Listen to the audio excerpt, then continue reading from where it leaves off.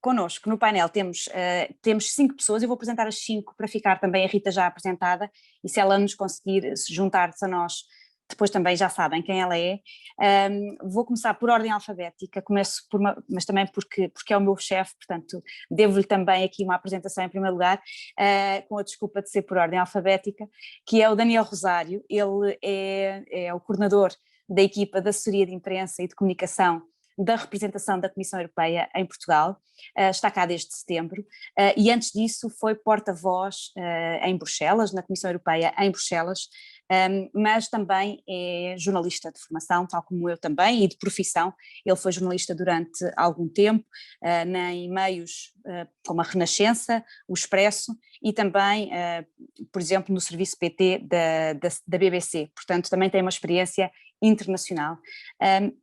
Depois temos a Rita Cisa, que traz a experiência de ser correspondente em Bruxelas, que é uma experiência também bastante interessante. Diariamente têm esta cobertura dos temas europeus, fazem parte do seu dia-a-dia. Nasceu do Porto, estudou Ciências da Comunicação na Faculdade de Ciências Sociais e Humanas da Universidade Nova de Lisboa, e estagiou e ficou no público até hoje, passou pelas secções local, economia, mundo, foi correspondente nos Estados Unidos e agora é correspondente em Bruxelas. Teve algumas colaborações noutros meios, nomeadamente desporto, o que também combina aqui temas europeus e desporto de uma forma interessante. Depois temos a Rebeca Abcacis. Eu aproveito para lhe dizer olá, só para ouvir o som dela também, aproveitamos aqui o teste técnico também ao mesmo tempo. Olá, Rebeca. Olá. Estamos a ouvi-la muito bem. É licenciada em Ciência Política e tem 2 mestrados em jornalismo, um em Paris e outro em Londres, e teve experiência profissional em vários meios internacionais, nomeadamente a CNN, a Agence France Presse e a BBC. Regressou a Portugal, onde começou na RTP e onde está agora, mas houve ali um intervalo que teve como editora da Internacional na SIC, onde também, ou quando também, criou o primeiro programa de longo prazo sobre temas europeus na televisão portuguesa, que foram os europeus. E agora voltou à RTP, onde é responsável por programas europeus, de temas europeus, como o Europa Minha e o de Lisboa a Estocolmo. Aqui numa nota pessoal, eu acho que a Rebeca é provavelmente uma das jornalistas em Portugal que mais líderes europeus entrevistou, e também que se calhar mais viajou e mais conhece projetos financiados por fundos europeus nesta Europa toda, portanto também tem obviamente uma experiência bastante interessante. Depois passamos para o Nuno. Nuno, olá, boa tarde, estás-nos a ouvir? Sim, e vocês? Olá, boa tarde. Também, muito bem, Nuno, estamos a ouvir. Eu não vos estou a ver, mas confesso que espero que nos estejam depois também a ver. O Nuno é o chefe de redação, diretor de informação do Mídia Capital Rádios. Uma delas é a Rádio Comercial, mas também é M80, a Smuda FM, Cidade FM, Vodafone FM, uma coleção de rádios do grupo em que ele, na verdade, dirige a redação e produz informação para estas rádios. Começou numa rádio e num jornal local, Rádio Voz de Alenquer e Jornal Nova Verdade, passou pela TSF e depois foi então para o Rádio Clube Português do grupo, e onde ficou até hoje. O Nuno traz aqui uma perspectiva bastante interessante, que é o trabalhar os temas europeus e a informação de temas europeus numa rádio, ou numas rádios, na verdade, num grupo de rádios que à partida não são informativas e portanto está aqui também uma opção editorial interessante e já iremos falar um bocadinho sobre isso. Finalmente, mas não menos importante, temos a Sara. Olá, Sara, boa tarde. Olá a todos. Estamos-te a ver e a ouvir, sim, muito Maravilha. bem, obrigada, bem-vinda. A Sara estudou jornalismo internacional na Dinamarca e na Holanda, viveu em Berlim, portanto aqui uma vida também bastante europeia por ela própria, trabalhou numa agência de notícias internacional e também correspondente à agência Lusa, passou pela Antena 1 e a Rádio Netherlands Worldwide. Fez parte do programa Blue Book, que depois também, Sara, te vou pedir para falares, porque é obviamente uma experiência interessante para partilhar, principalmente com as pessoas mais jovens que nos estão aqui, que nos estão a acompanhar, e isso significou fazer um estágio na representação da Comissão Europeia em Portugal. Hoje é jornalista na rádio TSF, aqui em Lisboa, E recentemente lançaste também o Botequim, que é um podcast, portanto aqui também uns formatos um pouco diferentes no meio da produção de conteúdos. Bom, e eu sou a Rita, sou assessora de imprensa da Comissão Europeia em Portugal e estou aqui no meu papel de manter-vos a todos no tempo e, portanto, fica já um pedido de desculpa se vos tiver que ir cortando, mas também me cabe a mim incentivar perguntas, portanto, por favor, ajudem-me todos os na audiência a que eu faça um bom trabalho e vão colocando questões, porque a ideia é realmente termos aqui uma conversa o mais participativa possível. O objetivo desta conversa é mesmo falar dos desafios, das oportunidades e da relevância de noticiar a União Europeia, os temas europeus, mas se calhar também aqui, obviamente, falar de noticiar a política no geral e a participação na sociedade e na democracia no geral também. Para começar, e porque vou dar então como combinado, alguns 2-3 minutos a cada um dos painelistas e queria-vos desafiar a contar uma história real, algo que vos aconteceu ou que testemunharam e que simbolize um bocadinho este tema que estamos aqui a falar, isto, noticiar a União Europeia, o que simboliza um desafio, uma oportunidade, o porquê que isso é importante, deixo ao vosso critério, mas se calhar vamos então, eu se calhar, só para vos trocar as voltas, começava agora ao contrário e dava já a voz à Sara e íamos pela ordem contrária, pode ser? Sara? Ui, eu estava à espera de ouvir os outros e ver e analisar. Agora é que me apanharam. Eu vou selecionar 2 histórias, uma que eu não cobri, outra que eu cobri, e que eu acho que são fundamentais para o contexto da União Europeia. A que eu não cobri, esta história especificamente, tem a ver com a crise de migrantes em 2015 e com uma foto que todos nós conhecemos muito bem, que é a foto do pequeno Alain, que morreu afogado numa ilha, numa praia na Turquia. E para mim essa foto simboliza o poder que o jornalismo de alguma forma teve na forma como passámos a reportar a União Europeia, porque a União Europeia também teve de se adaptar teve que responder à cobertura que nós estávamos a fazer e acabando por levantar o controle de fronteiras e iniciando uma entrada gigante de pessoas na União Europeia. Portanto, eu escolho esta história devido à simbologia desta foto que acaba por ilustrar talvez a maior crise. Quer dizer, a maior não, agora estamos a falar da Covid, se calhar vamos ter que equilibrar as coisas, mas digamos que a crise imigrante em 2015 foi a primeira grande crise que a União Europeia teve de enfrentar como um todo, o que acabou por fazer ali algumas divisões. E falando de divisões, eu agora falava um bocadinho do Brexit, que foi uma cobertura que eu fiz. Eu assisti à chegada do Brexit no Reino Unido, porque tive de cobrir em direto durante várias horas um local de contagem de votos durante toda a noite.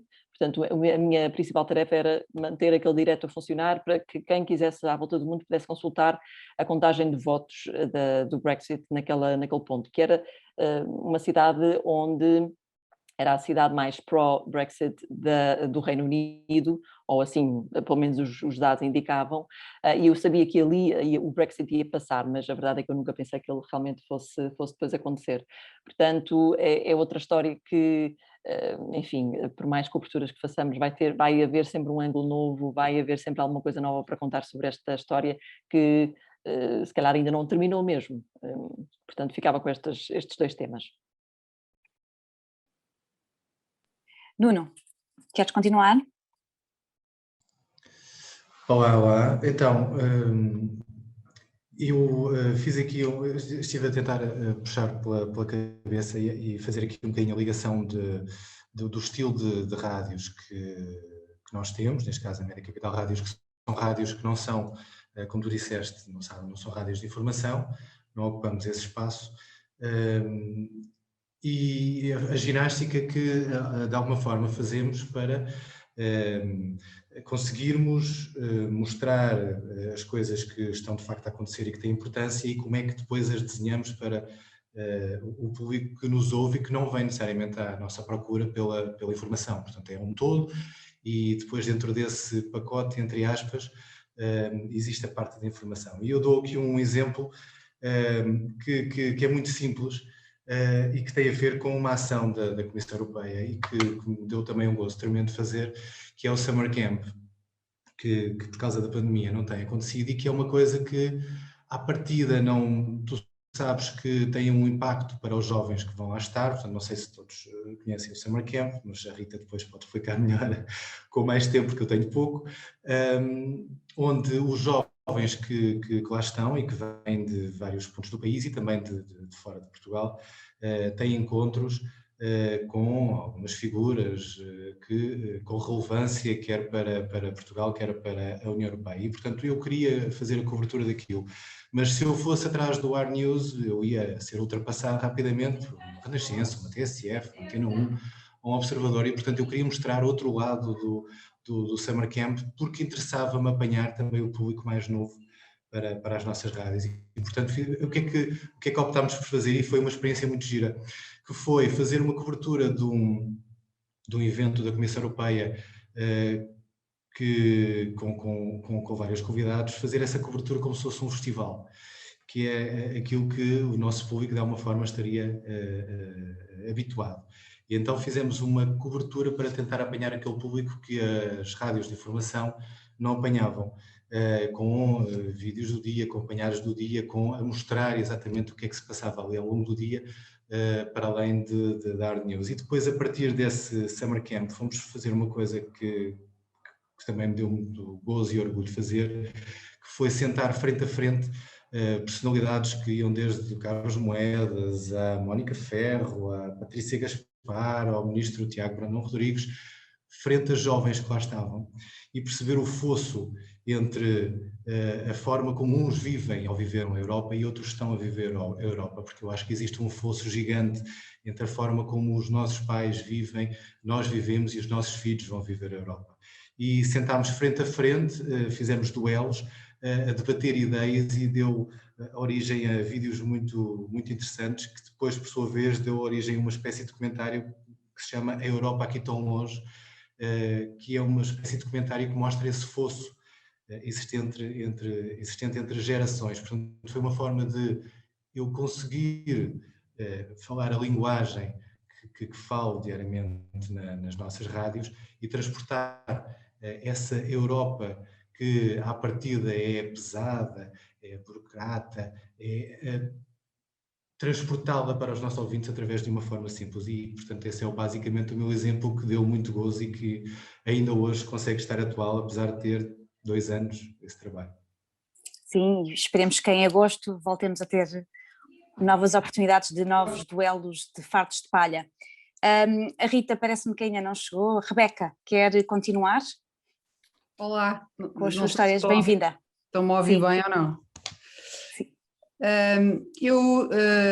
Bom, vou ser breve, mas vou contar, vou falar aqui de 3 aspectos diferentes do meu trabalho.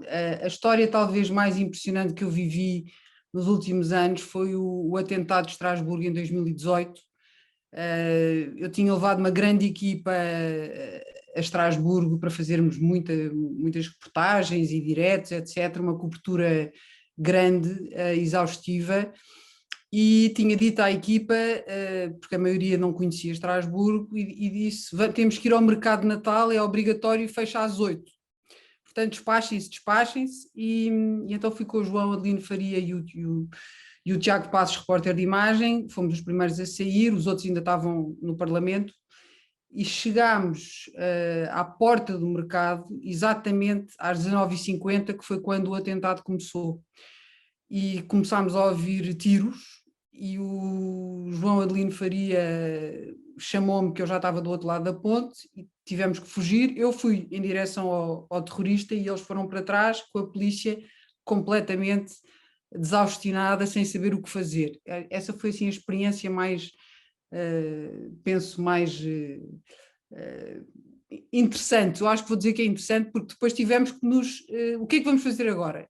E tivemos que cobrir o evento sem câmara, porque já tínhamos acabado o dia, sem meios, tínhamos só o telemóvel, estava muito frio, portanto as baterias do telemóvel vão-se embora muito mais depressa quando está muito frio, e portanto estávamos naquela situação de tensão, e fizemos a cobertura. Eu fiz um bocadinho para a Antena 1, arranjámos meios, improvisámos e o João Adelino Faria fez para a RTP, e foi uma noite até às, não sei, 4 da manhã, e pronto, vocês sabem o que é que aconteceu a seguir, a caça ao homem, etc. Mas pronto, este foi assim o... Depois a outra coisa que eu queria contar tem a ver com as minhas entrevistas. Talvez uma das entrevistas mais interessantes que eu fiz foi com o Jacques Delors, um dos fundadores da União Europeia, em França, em que o senhor acabou por revelar uma série de notícias, deu imensas notícias à televisão portuguesa porque estava mais relaxado, porque não estava a falar para franceses. E isto é muito interessante na nossa profissão, é que por vezes nós conseguimos notícias porque não somos locais, porque não somos da nacionalidade do entrevistado, e eles têm uma empatia diferente connosco. Portanto, essa foi uma experiência extremamente interessante. O terceiro ângulo que eu gostava de destacar tem a ver com a minha experiência pela Europa toda. As percepções que nós temos quando fazemos reportagem na Dinamarca, onde eu estive há 2 semanas, e nos países de leste, na Polónia, por exemplo, são completamente diferentes, e a maneira como eles olham para a União Europeia é completamente diferente, e eu acho que isso é que é o fascínio da União Europeia, é podermos nós estarmos no terreno a entrevistar pessoas e a ouvir como é que elas olham para o resto da Europa, e a fazer tudo para que todos possam aprender uns com os outros. Ótimo, muito bem. Nós falaremos um bocadinho mais à frente de uma iniciativa que temos também, que é o Report You, e essa aprendizagem que estava agora a partilhar, Rebeca, foi uma das coisas que alguns dos estudantes também partilharam, que o mais interessante para eles, porque um dos critérios que nós pedíamos era que contassem um bocadinho sobre o tema que estavam a trabalhar, trabalhassem sobre a perspectiva de protagonistas de outros países, para além de Portugal, e foi engraçado essa aprendizagem também da parte dos estudantes, de que realmente há uma diversidade de perspectivas e que são interessantes, e também é isso muitas vezes que se ganha também das experiências dos Erasmus, que é tão valorizada, não é? Que é conhecer várias Europas dentro de uma Europa, que tem muita coisa em comum, mas que também tem perspectivas muito diferentes. E com este toque, Daniel, passo para ti, para a tua história. Obrigado, Rita. Bem-vindo. Obrigado, boa tarde a todos, e eu confesso que eu já tinha pensado nesta história, mas agora, de certa forma, ainda bem que a Rita não está aqui, a Rita Cisa, porque eu vou contar uma história de quando eu era jornalista e quando eu era correspondente em Bruxelas. Acho que não há problema de contar esta pequena história de bastidores, porque aconteceu literalmente no século passado. Foi no final durante uma reunião de ministros dos negócios estrangeiros em Bruxelas, nós estávamos todos na sala de imprensa, juntamente com os colegas de outros países, e havia aquele vai e vem de assessores de imprensa e porta-vozes que vinham contar o que é que se está a passar. O único porta-voz que estava em permanência na sala de imprensa era o porta-voz português. E nós perguntávamos como é que é suposto ele poder contar-nos alguma coisa sobre o que se está a passar se está aqui na sala de imprensa. Pronto, estava lá a beber o seu café, etc. Passado um bocado aparece o porta-voz da Comissão Europeia, e à volta do qual se juntam uma série de jornalistas de várias nacionalidades, entre os quais os jornalistas portugueses, e o porta-voz português vai se aproximando assim, mantendo uma distância higiênica, mas também a aproximar-se para tentar perceber o que é que se estava a passar. E lá o porta-voz fez o debrief do que é que estava a acontecer na reunião. Disse o que é que a Presidência tinha dito, o que é que a Comissão Europeia tinha dito, as principais posições, etc. Isto uma reunião que ainda estava a decorrer, ainda ia haver uma conferência de imprensa no final, mas estava ali a briefar acerca das diferentes posições. Olhou para nós, viu que estávamos ali, 2, 3 jornalistas portugueses, e disse, vocês, jornalistas portugueses, o ministro português disse 1, 2, 3, 4, 5. Ele acabou o briefing e foi-se embora.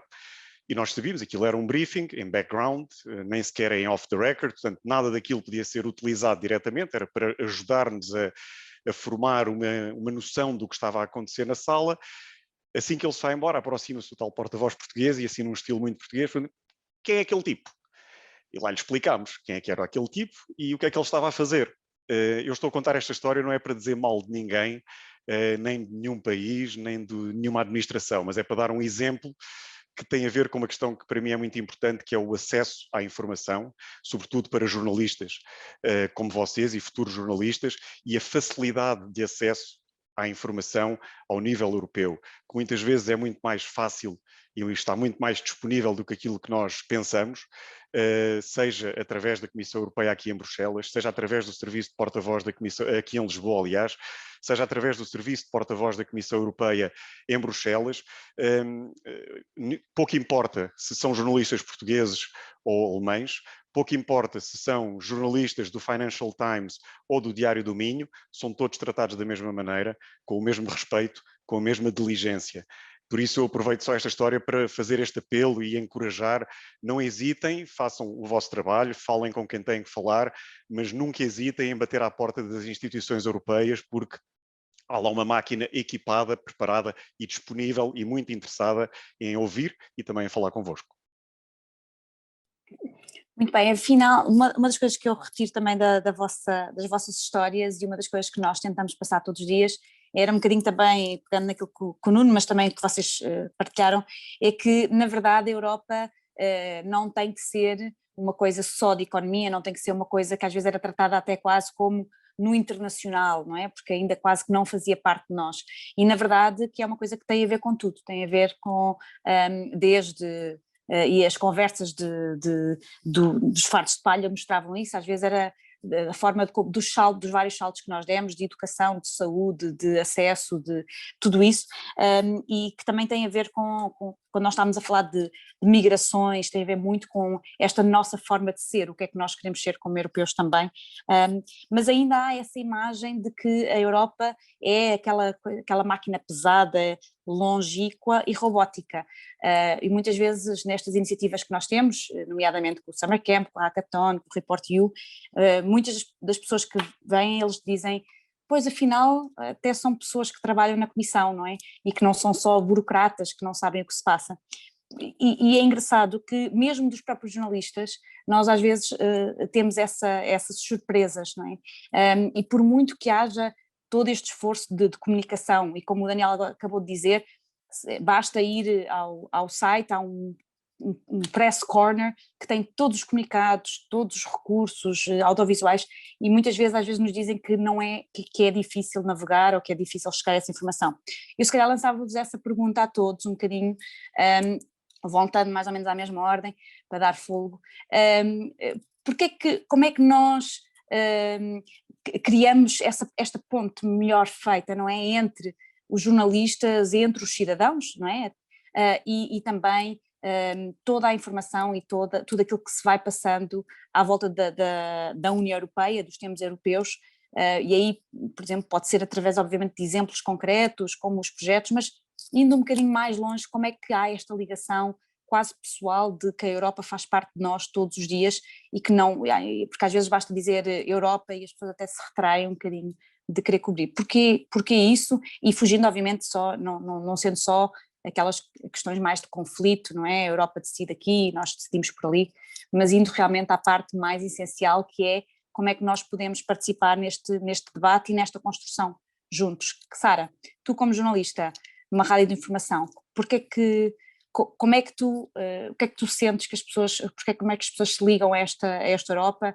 e como é que a informação é recebida e como é que tu como jornalista consegues ou tentas fazer essa ligação de forma mais frutífera?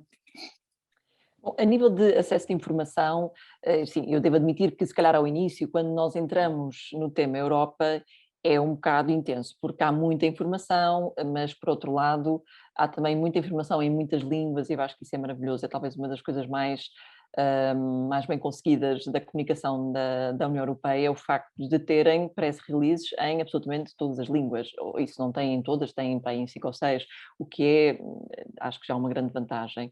É verdade que há muitos recursos, mas também é uma questão de se procurar, ou seja, mesmo a nível de imagens, de vídeos, é como se nós tivéssemos uma agência a trabalhar para nós, para as redações.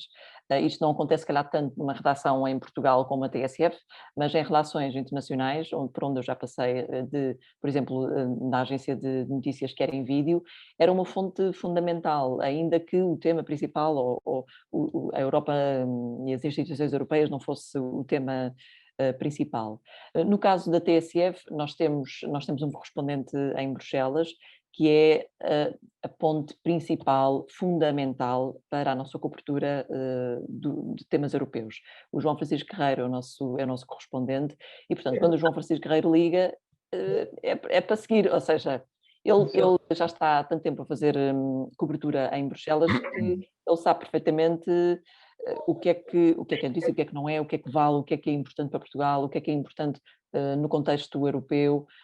E isso eu devo dizer que temos a vida muito facilitada por isso, o que também acaba por ser um peso para ele, não é? Que acaba por ter toda um bocado da responsabilidade da cobertura de um tema tão importante em cima dele.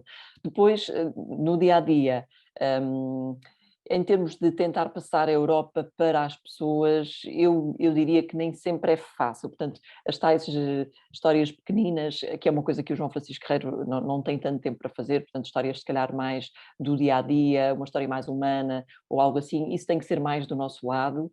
E aí, mais uma vez, eu creio que a ligação às instituições europeias vai funcionando, porque, tomando outra vez como exemplo o caso da crise de migrantes, não é assim tão difícil apanhar, se calhar, alguém que está a trabalhar numa instituição europeia que me possa falar sobre a crise de migrantes. Eu, se calhar, só tenho que começar a ligar ao assessor, há uns caderninhos pequeninos que a Comissão entrega com todos e o Parlamento também europeu, com todas as pessoas que fazem parte deste mundo, todos os contactos, todos os diretos, e é uma coisa que simplesmente basta tentar e consegue-se, é tudo uma questão de se ir tentando.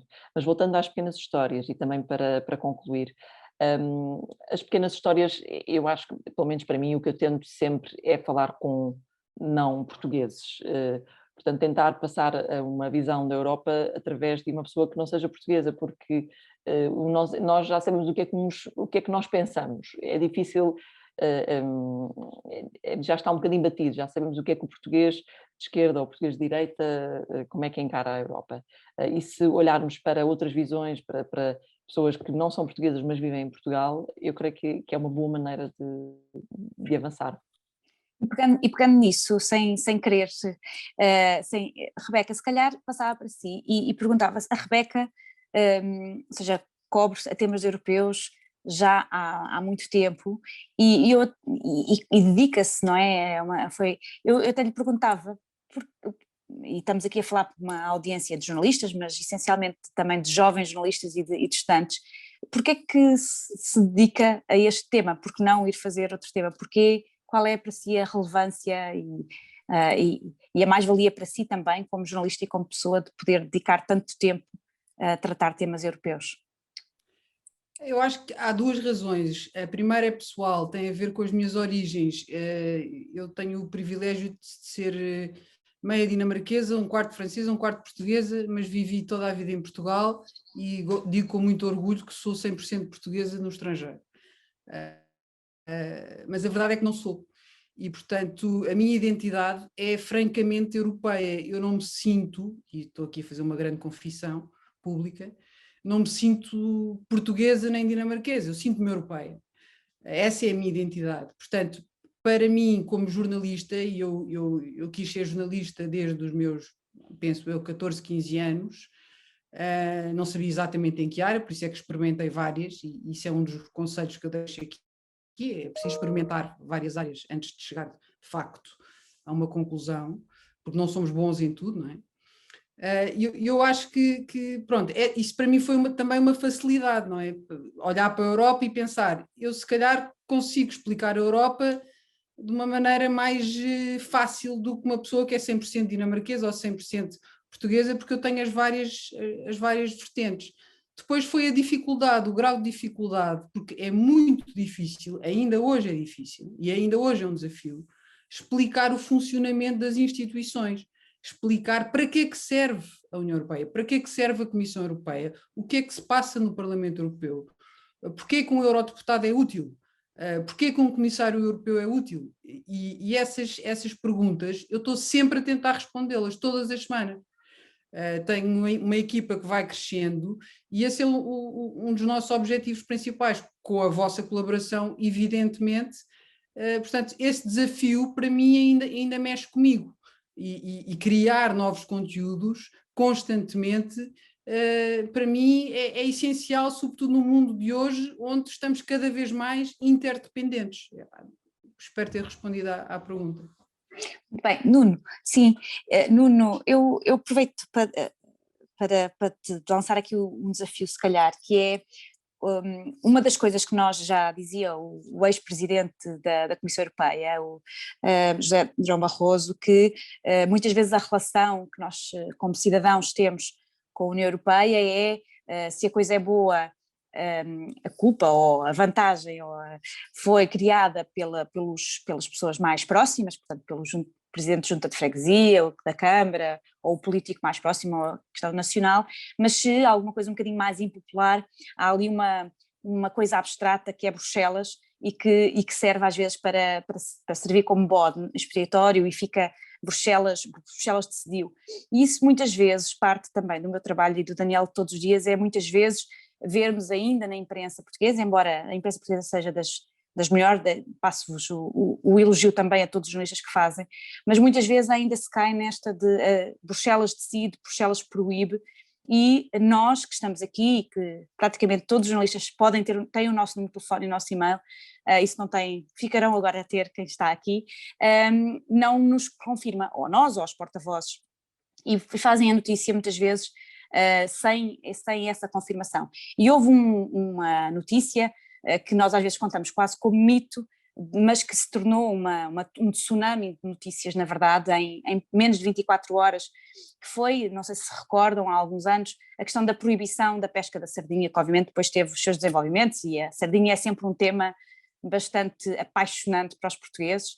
A sardinha e o bacalhau, nós costumamos dizer aos nossos colegas de Bruxelas que é mais do coração do que do estômago, não é? Quando se fala em sardinha e em bacalhau, há sempre uma grande emoção. E, na verdade, o Nuno, não sendo, lá está, de um meio informativo, foste o único jornalista que nos ligou a perguntar se realmente isto tinha sido uma decisão tomada pela Comissão Europeia antes de dar a notícia. E eu queria um bocadinho, espera aí, estou aqui a ver a Rita Cisa a entrar. Olá Rita, bem-vinda, vi-te aqui a entrar, bem-vinda, já te passarei a palavra.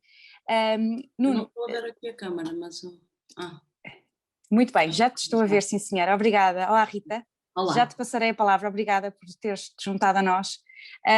Nuno, o que é que tu achas, como é que tu achas que isso pode melhorar? Ou seja, o que é que nós teremos que fazer para que os jornalistas se lembrem de nos ligar um bocadinho para confirmar às vezes este tipo de decisões, e porque é que tu fizeste um bocadinho este desafio também que te lanço?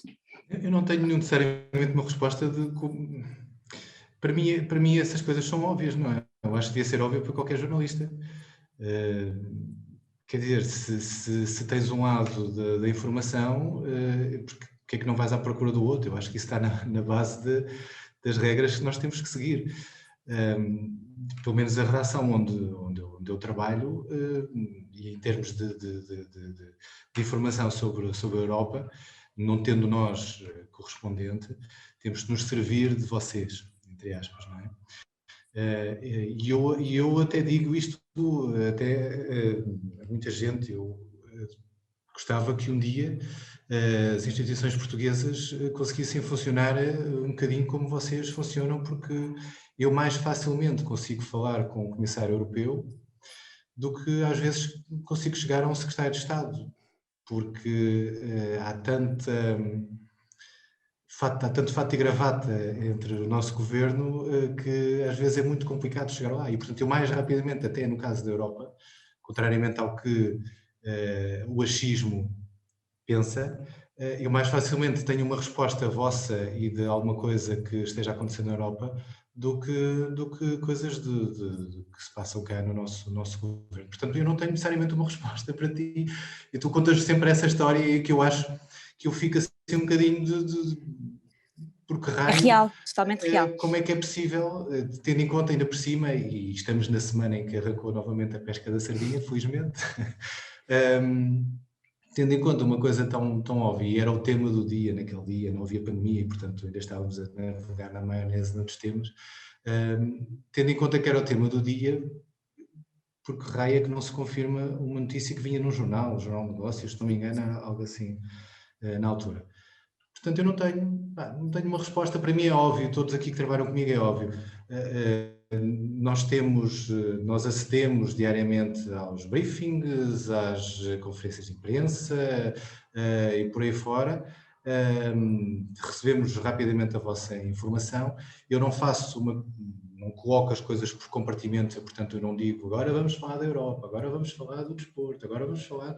Portanto, para mim é um embrulho, tendo em conta o tempo que eu tenho, e portanto para mim a Europa não é uma coisa à parte. É bastante curto, na verdade, não é? Porque um Sim, noticiário numa rádio não informativa... Portanto, eu tenho que dar relevância aos temas que eu considero relevantes para a vida das pessoas que me ouvem. O impacto que tem na vida das pessoas e, portanto, sim, os temas da Europa obviamente que entram lá, porque às vezes nós esquecemos que coisas tão óbvias como o roaming ou a questão dos passaportes ou podermos viajar sem fronteiras, são questões europeias, só que nós se calhar não as colocamos como questões europeias, olhamos muito para a Europa, nós portugueses, e presumo que lá fora se passa o mesmo, olhamos para a Europa para aquela coisa chata, aquela coisa muito, o bruxelês, não é?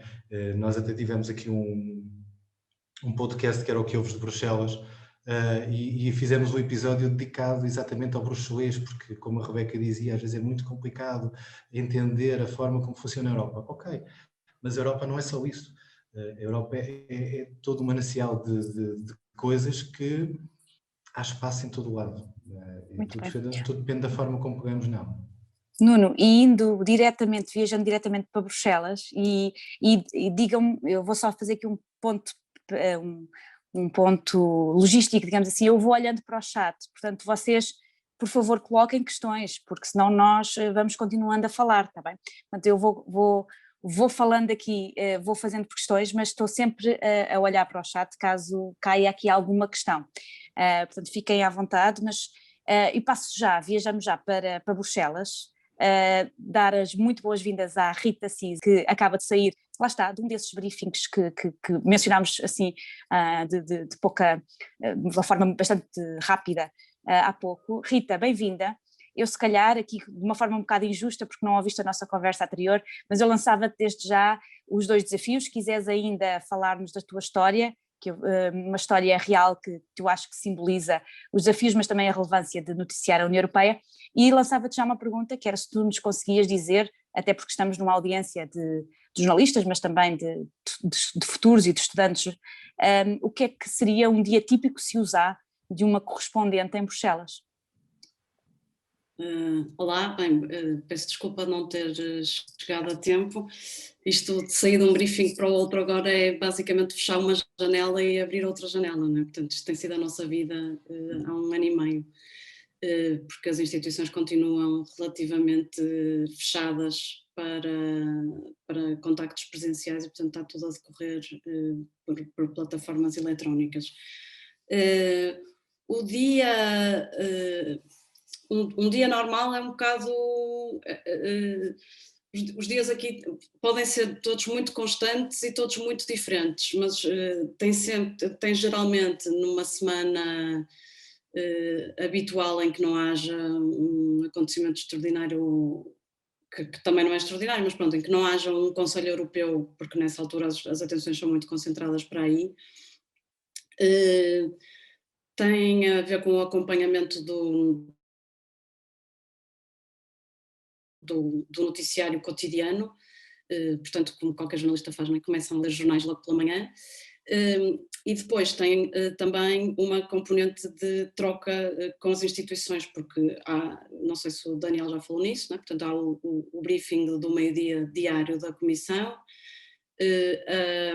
no Parlamento Europeu também há frequentemente briefings, mas se não há briefings há audições e outras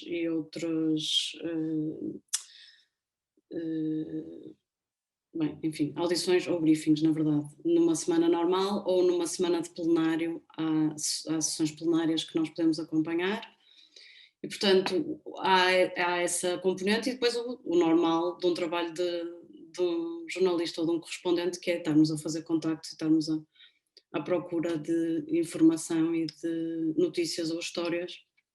O dia típico do correspondente de Bruxelas não passa muito por fazer reportagem, mas de vez em quando também acontece, para grande alegria nossa, e pronto, acho que basicamente isso.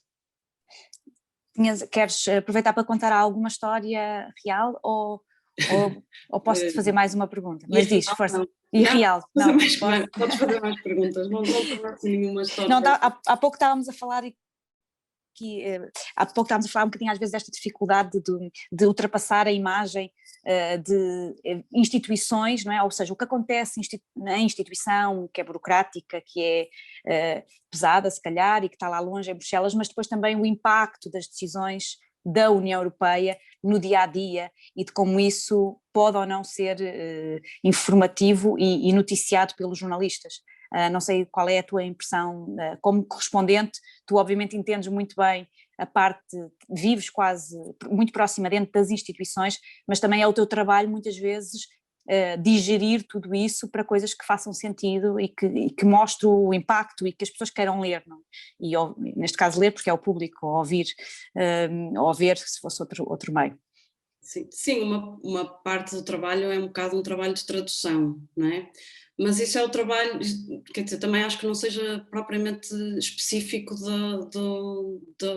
dos correspondentes que seguem as instituições, porque isso é o trabalho típico de qualquer jornalista que tem um bocado esse papel não só de mediar, como também de traduzir e de transformar informações que podem ser complexas ou difíceis ou desinteressantes até, em algo que seja compreensível, simples e interessante para as suas audiências respectivas. Eu estava a ouvir há bocado que estavam a falar em relação a isso ser Bruxelas, estar lá longe, e na verdade o que eu acho é que desde que cheguei aqui, muitas vezes também uma das coisas que nós temos que fazer é traduzir, antes de ser para as nossas audiências, é para os nossos editores. E uma das coisas que, enfim, que é muito perceptível a partir do momento em que tu chegas aqui, é que as histórias da Europa ou as histórias de Bruxelas são as histórias, quer dizer, não é política externa, é política nacional, portanto... muitas vezes aquilo que estamos a falar como sendo uma história de Bruxelas é uma história de Portugal e até às vezes de um ponto muito específico de Portugal, que interessa a um grupo muito específico de pessoas que por acaso são europeias, mas enfim, que nós podemos identificar como nossas vizinhas, como nossas pessoas que estão aqui ao lado. E isso acontece, por exemplo, às vezes... temos uma das dificuldades da agenda é aquela que aconteceu precisamente agora, porque há muitas coisas, há várias instituições e muitas coisas a acontecer em várias instituições ao mesmo tempo, e às vezes os correspondentes têm sempre aquela coisa de ter que estar a chutar trabalho para as redações em Portugal. E por exemplo, recentemente, já não assim tão recentemente, mas há pouco tempo estava uma colega minha que não costuma acompanhar os temas de migrações e tinha que fazer uma entrevista que nos tinha sido proposta como sendo uma coisa que não estava diretamente ligada a migrações, mas que envolvia a Europol e a Frontex, e, enfim. E então ela andou a preparar-se, coitada, andou a ler tudo o que podia e mais alguma coisa, e depois mandou-me uma lista de perguntas que ela estava a tencionar fazer, uma lista enorme, 30 perguntas, que já nunca ninguém consegue meter 30 perguntas numa entrevista. E eram perguntas altamente complexas, enfim, coisas que eu nunca me lembraria até de perguntar, porque abordava a realidade europeia toda.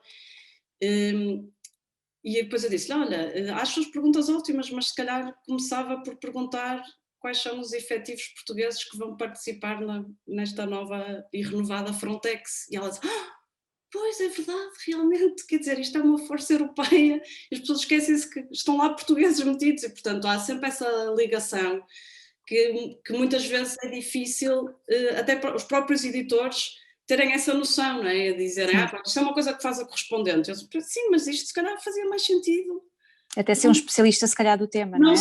Ou ser um especialista no tema ou não sair enfim, a maior parte das coisas que eu publico saem na secção Mundo, não é? Exato. Isto não é mundo, isto é Portugal. É nosso. Sim, há pouco falava, não sei se já estavas a ouvir, acho que não, que na verdade nós sentimos isso, não é? Ou seja, a Europa ainda às vezes é vista como no internacional, obviamente nos tempos da Troika e ainda hoje muito os temas económicos, portanto a economia aí com muita força, os temas, ainda agora estamos em plena Ecofin e Eurogrupo, portanto obviamente aí, mas que na verdade há temas europeus para qualquer editorial, para qualquer subtema, não é? E que às vezes nem sempre é naturalmente visto também.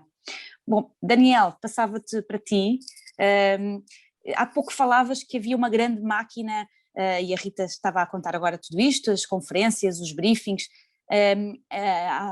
alguém já também falou sobre, acho que foi a Sara, sobre a EBS, e há pouco a Sara estava a dizer uma coisa engraçada, que era que em alguns meios, mas não tanto os portugueses, estes recursos, todos estes recursos que as instituições, não é só a Comissão Europeia, que têm, por exemplo, a EBS, para quem não conhece, desafio a conhecer, que tem todos os recursos, muitas vezes em bruto e de forma gratuita, portanto os meios podem utilizar.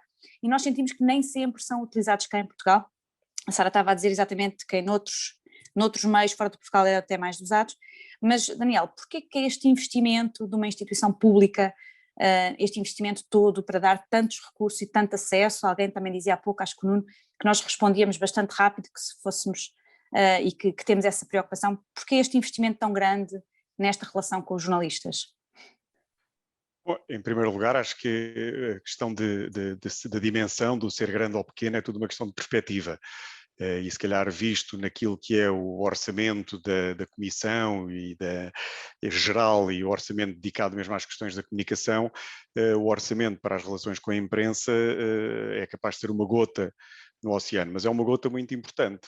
E é importante porque assenta precisamente numa obrigação sentida pela Comissão Europeia enquanto instituição, de uma obrigação de transparência, de comunicar aos jornalistas e através dos jornalistas aos cidadãos aquilo que são as suas propostas, as suas políticas, mas também ter um sistema de acesso por parte dos jornalistas e também por parte dos cidadãos para poder responder a perguntas, para poder esclarecer questões, sejam elas simpáticas, sejam elas negativas, sem olhar a cor, sem olhar a religião, sem olhar a sexo, sem olhar a nada. Assenta sobretudo numa cultura de grande transparência e num sentido, num dever de reportar e de informar os cidadãos acerca daquilo que está a ser feito pelas instituições que os representam e que utilizam também o seu dinheiro e, obviamente, colocando também os meios necessários à disposição dos jornalistas para poderem fazer o seu trabalho.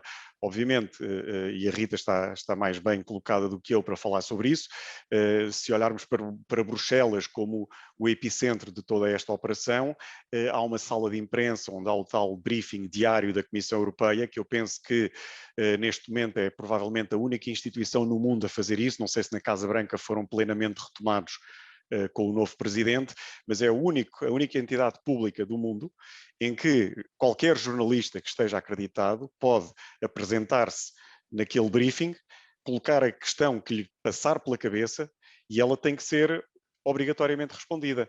Pode ser respondida com não sei, não tenho elementos para responder a essa pergunta neste momento, mas tem que ser respondida. E os jornalistas têm que ter condições para desempenhar o seu dever de escrutínio e as instituições têm que estar equipadas para poder responder a essa obrigação, que no caso da Comissão Europeia não se limita a esse exercício diário na sala de imprensa e não se limita àquilo que se costuma chamar a bolha de Bruxelas, mas que é uma bolha, uma senhora bolha, porque já houve mais de 1000 jornalistas acreditados junto da Comissão Europeia. Eu não quero entrar nos superlativos, mas era provavelmente a entidade com o maior número de jornalistas acreditados ao nível mundial, jornalistas do mundo inteiro. Agora, por várias razões, é um número que tem oscilado, desceu muito na altura da crise financeira, agora acho que sofreu um novo embate por causa da pandemia e da normalização destes instrumentos virtuais que nós estamos a utilizar para esta conferência. Acho que neste momento serão 7, 8 centenas de jornalistas, ainda assim não é negligenciável, mas a obrigação também da Comissão Europeia é comunicar com esses jornalistas, mas também comunicar com o resto da Europa, com o resto dos jornalistas europeus que estão nos seus países, que estão nas suas regiões, que estão em Portugal, que estão em Lisboa, no Porto, seja onde for. Por isso, para voltar àquele exemplo dado pelo Nuno e ao que eu quis transmitir com aquela minha história inicial, há um dever de responder e de ter os meios humanos e técnicos para dar uma resposta rápida e de qualidade aos jornalistas, sejam eles de onde forem, sejam eles quem forem, não esquecendo, obviamente, que os jornalistas são jornalistas, têm o seu trabalho a fazer. A Comissão Europeia é uma entidade pública, tem também os seus interesses, tem também a sua agenda, tem também as suas políticas. Não nos queremos substituir aos jornalistas quando fazem o seu papel, queremos dar-lhes os meios para fazer o seu papel. Se o seu papel é escrutinar, e criticar a Comissão Europeia, pois bem, estamos cá para isso. Eu acho que, eu costumo dizer que sack the box é uma das alíneas da descrição da job description da Comissão Europeia, pelas boas e más razões, infelizmente em muitos casos, como tu já referiste, também pelas más razões. Muito bem, vamos, se calhar desafiava-vos então para uma última ronda, por todos, ou nós temos sido muito interessantes ou pouco interessantes, não sei se quer aqui abrir, eu vou olhando para o chat, não há aqui, eu acho que eles estão a gostar imenso de vos ouvir, mas mais uma vez sublinho que podem obviamente colocar as questões, eu tenho aqui muitas, portanto, mas é para dar também a oportunidade e sublinhar isso, mas eu se calhar... mais uma vez, lembrando, estamos aqui numa audiência de jovens e de estudantes e este link entre a redação e a escola. Há pouco na sessão anterior, acho que foi na anterior, falava um pouco naquela coisa de ser jornalista ou de fazer reportagens ainda, às vezes dá borboletas na barriga, não é? Aquela paixão, e se calhar ligando já aqui ao desafio do final, que seria deixar um conselho, uma recomendação, ou melhor, ou aquela ideia de que se todos nós, porque foi há muito pouco tempo, a Sara foi há pouco tempo, nós todos já foi há um bocadinho mais tempo, mas se todos nós voltássemos a ser estudantes hoje, mas sabendo o que sabemos hoje, o que é que diríamos a nós próprios, ou o que é que diríamos a esta audiência de estudantes que está aqui e de jovens jornalistas, mas ligando um bocadinho aí se calhar esta noção de será que fazer jornalismo não só sobre temas europeus, mas sobre política, sobre estes temas que obviamente têm uma forte ligação à construção da sociedade, é uma espécie de missão, é uma espécie de, ainda vos dá borboletas no estômago, pessoalmente, e se calhar voltava então à Sara. Sara. Muito bem, tem que dar borboletas, senão o que é que nós andamos aqui a fazer? Porque é uma profissão tão difícil e tão... que tem tantas dificuldades, quer do ponto de vista financeiro, quer do ponto de vista de logística, de vida pessoal, que tem que dar muitas borboletas para andarmos aqui todos ainda na luta do dia a dia.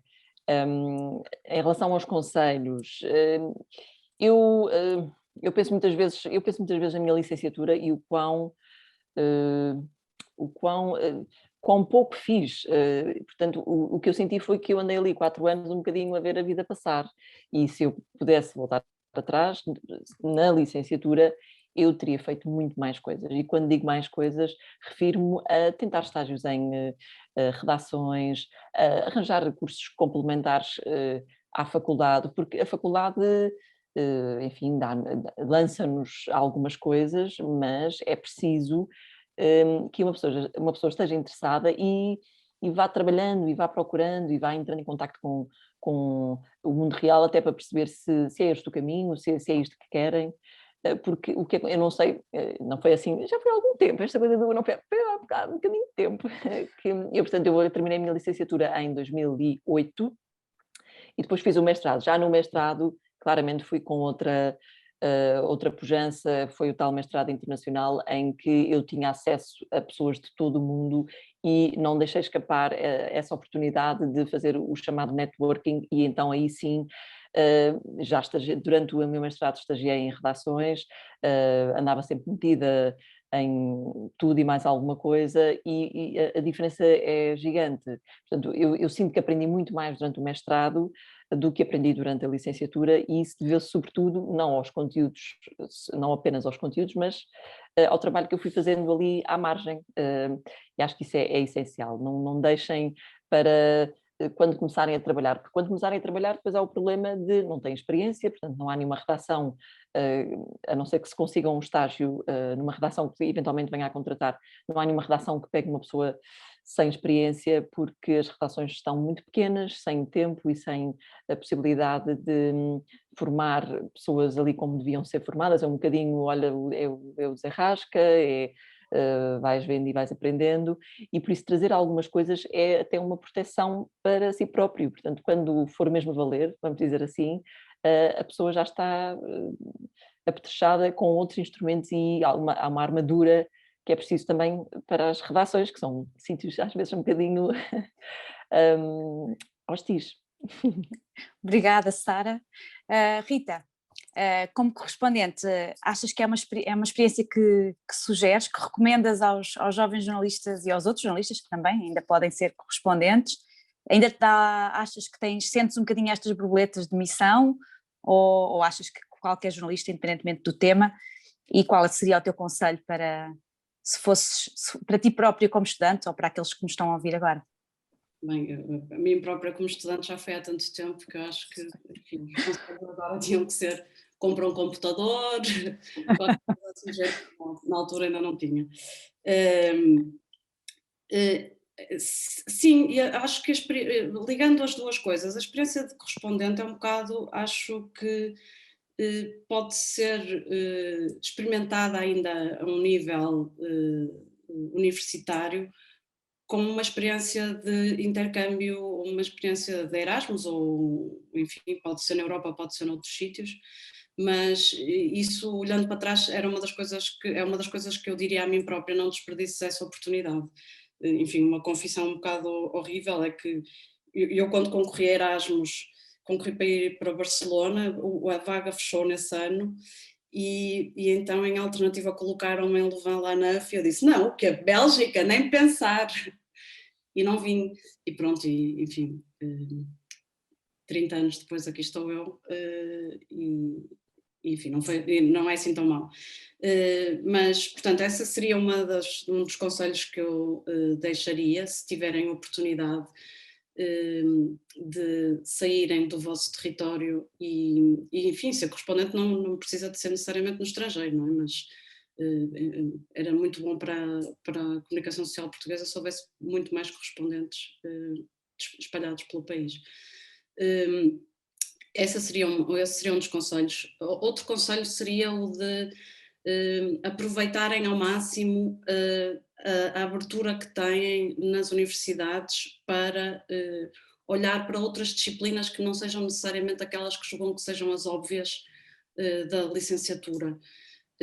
Porque esta é enfim, aqueles que quiserem trabalhar no jornalismo, esta é uma área em que uma pessoa pode ser micro-especialista, mas na verdade quando se entra é um bocado como quando se vai quando se é pequenino e se vai para as escolinhas de futebol, ninguém sabe se vai ser avançado, se vai ser guarda-redes, a não ser que não consiga jogar mesmo com os pés, não é?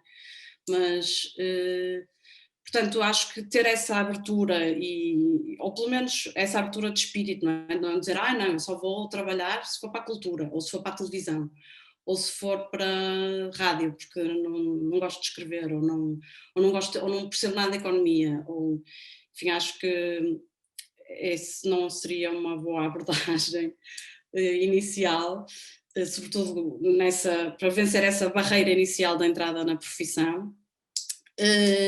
E depois acho também que é muito útil aprender línguas, saber ser pelo menos proficiente no maior número possível de línguas, e não necessariamente naquelas que possam ser consideradas as mais óbvias, não é? Mas, enfim, toda a gente fala inglês agora, mas muito pouca gente já fala bem francês, muito pouca gente fala alemão, enfim, claro, nem vou falar noutras línguas que só, enfim, holandês. Muito bem. Ou só para quem tentar, mas acho que era isso. Muito bem. Sim, tu como correspondente então tens que, tal como nós, por exemplo, aqui a nossa assessoria, aqui nas representações, não é? Nós todos os dias falamos de quase todos os temas, não é?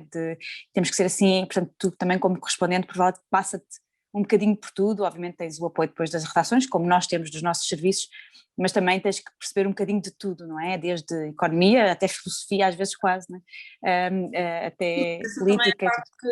essa é a parte Também é gira. das borboletas, não é?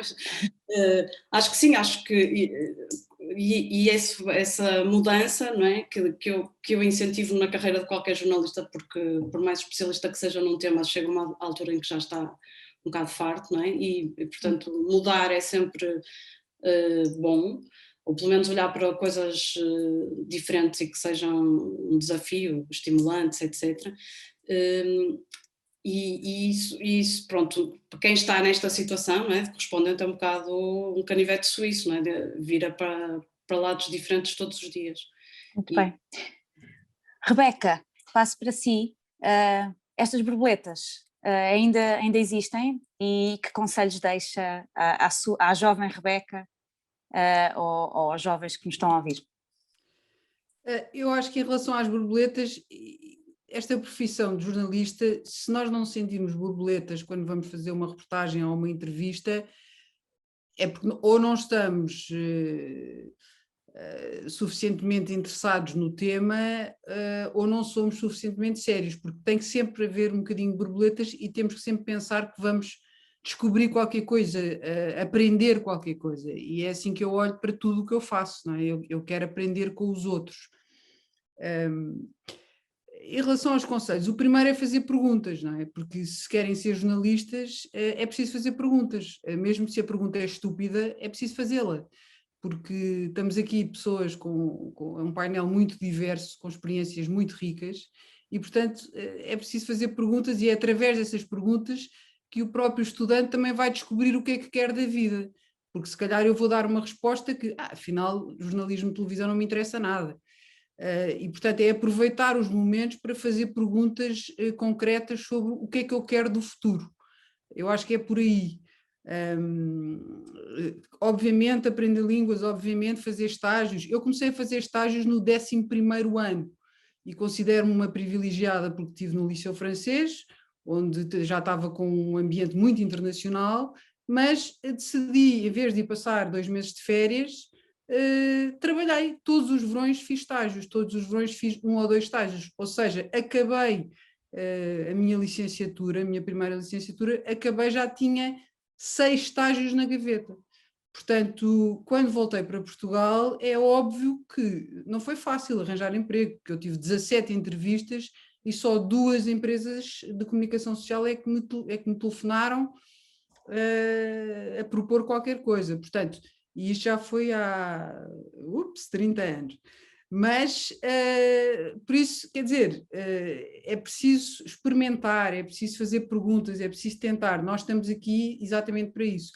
Queria fazer um comentário final sobre o vosso trabalho, se me permitem. Eu já ando há muitos anos a trabalhar com as instituições europeias e vou dizê-lo diretamente, quer dizer, desde que há o Summer Camp, desde que há uma Rita Batista e uma Raquel Gomes agora no Parlamento, as nossas vidas melhoraram, posso-vos dizer isso. É muito mais fácil trabalhar com as instituições europeias, é muito mais fácil obter informação e, ao contrário daquilo que o Nuno estava a dizer, hoje, se é fácil chegar a um comissário, é porque o vosso trabalho é muito bom, porque eu já fiz muitos programas com comissários europeus há 5, 10, 15 anos atrás, e era muito difícil, muito difícil. Eu tive programas em que fazia perfis de 10 minutos dos comissários europeus e havia muitos comissários que não estavam interessados. Ora, era uma oportunidade única de terem 10 minutos de antena, não é? Num país como Portugal, que nem sequer é um pequeno país da União Europeia, é um país médio. É preciso não esquecer isso. Portanto, se hoje em dia é mais fácil nós chegarmos aos comissários, aos eurodeputados, etc., é porque o trabalho da Comissão Europeia, da representação da Comissão Europeia e da representação do Parlamento Europeu em Portugal é muito bom. Pronto, isto não é graxa, isto é uma realidade e é um facto que eu queria constatar. E não foi por isso que convidámos, Rebeca. Agora estava aqui a deixar, ainda bem, que acho que não dá para ver. Pronto, esta é a minha última nota. Obrigada. Bom, e agora passava ao Nuno. Nuno, que é que tu na verdade tens esta experiência das rádios também, também lidas com muitos outros produtores de conteúdo, não é? Não é só, tens obviamente os teus jornalistas e muita gente jovem também, não é? Portanto, tu lidas com jovens que querem fazer conteúdos de vários formatos. Achas que os jornalistas ainda se destacam às vezes aí, e essas tais borboletas, e esses jovens, se calhar que também, esses tais conselhos que desafio a passar também, se calhar passas muitas vezes também, não é? Achas que as borboletas, que os produtores de conteúdo, de outro tipo de conteúdos, sentem mais que os jovens jornalistas, ou como é que é a tua impressão? Deixa-me dizer a propósito disto, e olhando também um bocadinho para a experiência que eu tenho, também dou aulas no pós-graduação, e acrescentando essa experiência para os jovens que eventualmente estão a assistir, e tentando acrescentar alguma coisa àquilo que já foi dito. Eu acho que é importante para quem quer ser jornalista ouvir notícias, ver notícias, ler jornais, ver diários digitais, nacionais, internacionais, porque eu acho que falta tanto isso aos mais jovens hoje em dia. Eu lembro que na altura da faculdade eu comprava os jornais todos os dias e tinha essa sede. E eu acho que há jovens, a mim faz-me confusão chegar a uma aula, por exemplo, e perguntar, muito bem, então notícias do dia. E fica tudo, 10, 11 da manhã, e fica tudo a olhar uns para os outros, do tipo, como assim? Ainda são 10 da manhã. E eu acho que quem quer ser jornalista tem que estar ligado à ficha 24 horas por dia quase, não é? Portanto, é um bocadinho esse espírito. Portanto, quem quer procurar ser jornalista, eu acho que também tem que partir destes pressupostos, de que se quer, tem que estar dentro, tem que estar ligado, tem que tentar fazer diferente, tem que entrar em projetos como este, onde nós estamos agora, dos repórteres em construção, que eu acho que é importantíssimo para experimentarem, para baterem com a cabeça, para fazerem diferente, e depois, olhando um bocadinho para a atualidade desportiva, procurar o esforço, dedicação, devoção e glória, que eu acho que tem a sua importância nesta profissão, porque claramente ninguém vai ficar rico com esta profissão, a não ser que faça uma grande trafolhice. Portanto, não se procura riqueza nesta profissão. E tem que se ter um espírito de missão, e tem que se estar em cima e ligado 24 horas por dia, e querer saber mais e fazer as perguntas, como a Rebeca dizia. E eu acho que eu tenho um bocadinho de receio de alguma juventude que está a procurar os cursos de jornalista, e que depois aquilo que procuram na prática é aparecer na televisão e aparecer na rádio, e eu tenho um bocadinho medo disso. Portanto, eu acho que quem quer seguir o jornalismo é procurar todo tipo de atividade e mais alguma para entrar nas coisas. Muito bem, eu agradeço. Passo então a voz ao Daniel. Daniel, temos neste momento 4 minutos, por isso eu vou-te dar só 2, para depois eu poder fechar, e pronto, a pergunta mesma, e se calhar até aproveitar um bocadinho o teu lado também, já foste jornalista, és agora assessor, se calhar um bocadinho também, às vezes esta profissão de assessoria de empresa também é pouco conhecida. Não sei se tens aí algum conselho para os futuros jornalistas, e eventualmente também dar um bocadinho falar um bocadinho também daquilo que fazes agora. A prerrogativa de chefe, como dizia a Rita ao princípio, é ter menos tempo para falar, mas acho que deve ser mesmo assim. Eu não vou repetir um conselho ou uma sugestão que foi dada pela Rebeca, que tem a ver com isso, é perguntar, questionar, sem qualquer tipo de complexos, porque tem a ver para reforçar a ideia que eu estava a dizer, seja a Câmara Municipal da Marinha Grande, seja o Ministério da Economia, seja a Comissão Europeia, seja o Conselho, seja um governo de outro país, não hesitem, telefonem, mandem um mail, chateiem, que às vezes até respondem e respondem e acabam por dizer coisas muito mais interessantes do que vocês podem estar à espera. O que eu queria aproveitar para acrescentar era uma ideia que para mim está inerente à condição de jornalista, que é o de questionar as coisas, o de não dar as coisas por adquirido. E eu acho que é isso que é muito importante não perder de vista em relação à Europa. Não deem por adquirido o facto de que vão viajar para outro país e não pagam mais pela utilização do telemóvel. Não deem por adquirido o facto de que vão de Portugal para a Bélgica, como a Rita, feliz e contente, ou para qualquer outro país da União Europeia e ninguém vos faz esperar tempo desnecessário na fronteira, nem preencher papelada, nem vos obriga a destruir as sandes ou o que quer que seja que levem convosco. Não deem por adquirido o facto de atravessarem a fronteira e não terem que andar com pesetas e escudos no bolso. Porque isto que nós damos agora como adquirido, por um lado é bom, que é mesmo assim, não existia e pode desaparecer muito facilmente. E a pandemia vem-nos recordar e veio colocar na ordem do dia essa realidade, que isto é uma realidade construída, sólida, porque a damos por adquirido, mas frágil ao mesmo tempo, porque é muito vulnerável por uma série de circunstâncias. E isto para reforçar a ideia de que a Europa está em todo lado, e isso é bom, faz parte do nosso dia e se calhar por isso é que a damos por adquirida, mas não deem, e não deem por adquirido esses pequenos, grandes detalhes do nosso dia a dia. Tenham presente que muitas vezes, e se calhar quando menos esperamos, é a Europa que está por detrás, mas quando dizemos Europa não é Bruxelas, são vocês, somos nós, são os nossos governantes que nós elegemos e que também têm um dever de escrutínio e de resposta em relação àquilo que estão a fazer em nosso nome em Bruxelas, tal como nós temos perante vós e perante todos os cidadãos europeus. Por isso, questionem e não deem as coisas por adquiridas e batam à nossa porta às vezes que quiserem, da forma que quiserem, quando quiserem.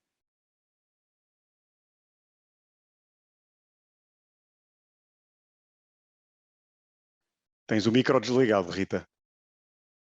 Pronto, também não era a mímica agora. Estamos a roubar tempo à nossa própria sessão, portanto não é muito grave, mas não queria demorar muito mais tempo, agradecer mesmo muito aos nossos convidados, um abraço grande a Bruxelas para a Rita, a Sara, ao Nuno, a Rebeca e obviamente ao Daniel também. Nós vamos agora apresentar exatamente uma das várias iniciativas que nós temos nesta missão que nós achamos que temos de fomentar o diálogo, de mobilizar as questões, de fazer pontos, e falaremos um bocadinho dela já um bocadinho à frente, mas só sublinhar, para fechar aqui esta conversa, que a representação da Comissão Europeia em Portugal, e muitas delas já foram sendo faladas ao longo deste painel, por coincidência, nós obviamente para além da assessoria pura e dura, ou seja, permitir que os jornalistas tenham acesso aos recursos que precisam para o seu trabalho, em termos de recursos, de imagens, de acesso aos protagonistas, de entrevistas, para além desse trabalho de assessoria, nós também proativamente desenvolvemos iniciativas para que realmente colocar pessoas a conversar umas com as outras e lá está, fazer essas questões e essas críticas que são precisas num processo em construção como é o europeu. E desafio-vos todos a ir ao nosso site, às nossas redes sociais e procurar um bocadinho mais sobre o Summer Camp, que é a nossa escola de verão em que reunimos estudantes de várias áreas e portanto também multidisciplinar, numa aldeia do interior, a debater exatamente tudo isto sobre o que é a Europa e de todos os temas possíveis. O Hackathon Soteo, que é uma maratona, como o próprio nome diz, uma maratona digital, em que desafiamos todos a escreverem o seu próprio discurso, como se fosse o Presidente da Comissão Europeia, o vosso próprio discurso anual do Estado da União.